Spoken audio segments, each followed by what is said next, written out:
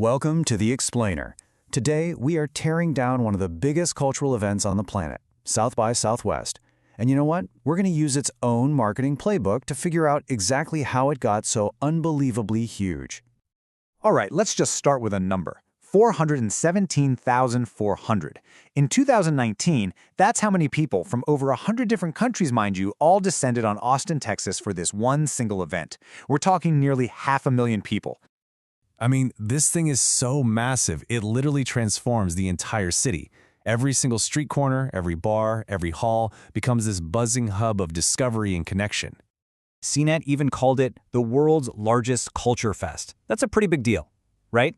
So what exactly is South by Southwest? And seriously, how on earth did it get this big? Okay, so that's what we're here to do. Let's dig in and dissect this phenomenon, piece by piece. So, to really get a handle on the behemoth that is South by Southwest today, you've got to go back, way back, to its pretty humble beginnings. Get this. It all started back in 1987 with a simple goal to help creative people achieve their goals.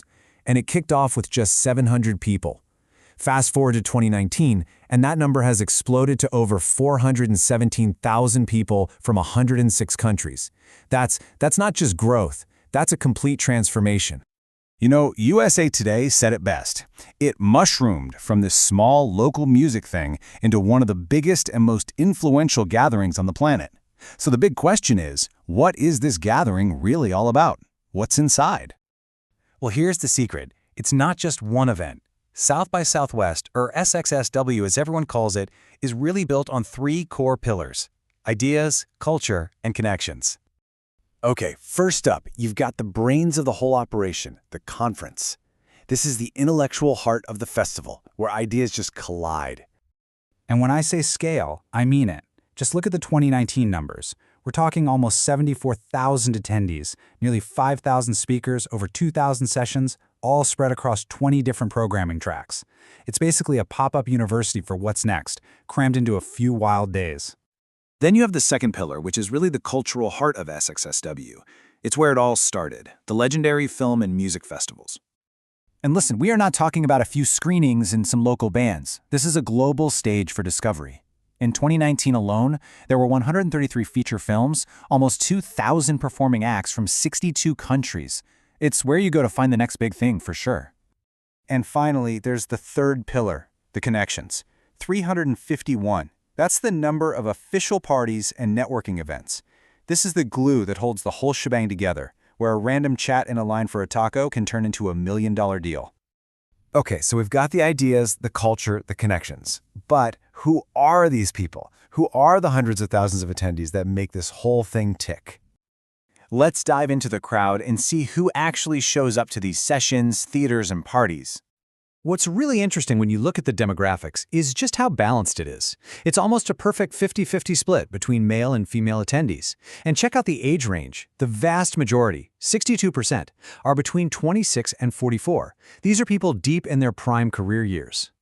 And when you look at what they do for a living, it's a who's who of the creative and innovation industries. You've got marketing and advertising, film and TV, music, computer tech, the press. It's this incredible melting pot where all these different worlds collide.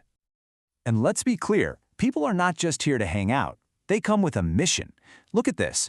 Almost 60% are there to find new business. 42% want to connect with their clients. This isn't a vacation. It's a massive engine for work, networking, and growth. And that audience, that highly creative, super motivated, influential crowd, that's the real key to the final piece of this whole puzzle, the business of buzz. Because think about it, when you get that many creators, influencers, and decision makers all in one place, well, you've created a marketing goldmine. This is why brands like Mercedes-Benz, Uber Eats, and McDonald's show up in a huge way. They're not just hanging up a logo. They're creating these massive, immersive experiences. It's their chance to connect with this audience that's frankly pretty hard to reach any other way. And getting in front of this crowd does not come cheap. We're talking $45,000 just to slap your logo on the big bag everyone gets. A 20 by 20 trade show booth? That'll run you up to 20 grand. It just goes to show you the powerful economic engine that's fueling this whole event. So let's step back for a second. You take the ideas from the conference, the culture from the festivals. You mix in all these influential people and all that business, what do you actually have? What does it all mean? It means it becomes something way bigger than just a festival. I love this quote from the London Times. SXSW has a remarkable ability to set the temperature of the times. It's like a cultural barometer, showing you where we are and, more importantly, where we're going. Entrepreneur magazine took it even further, calling it arguably the world's most important creative convention.